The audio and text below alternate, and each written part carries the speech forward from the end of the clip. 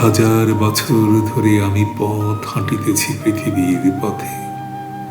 সিংহল সমুদ্র থেকে নিশীথের অন্ধকারে মালয় সাগরে অনেক ঘুরেছি আমি। বিম্বিসার অশোকের ধূসর জগতে সেখানে ছিলাম আমি।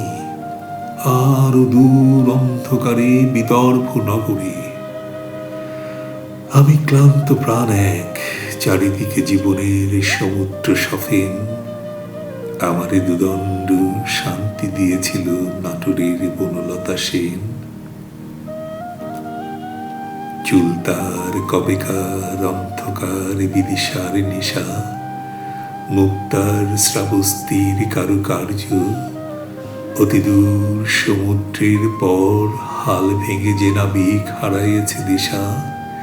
সবুজ ঘাসের দেশ যখন সে চোখে দেখে দারুচিনি দ্বীপের ভিতর, তেমনি দেখেছি তারে অন্ধকারে।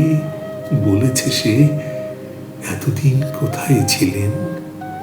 পাখির নীড়ের মতো চোখ তুলে নাটোরের বনলতা সেন। সমস্ত দিনের শেষে শিশিরের শব্দের মতন সন্ধ্যা আসে। ডানার রৌদ্রের গন্ধ মুছে ফেলে চিল।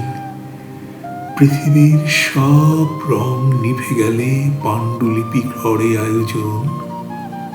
তখন গল্পের তরে জোনাকির রঙে ঝিলিমিল। সব পাখি ঘরে আসে, সব নদী ফুরায়ে জীবনের সব লেনদেন। থাকে শুধু অন্ধকার, মুখোমুখি বসিবার বনলতা সেন।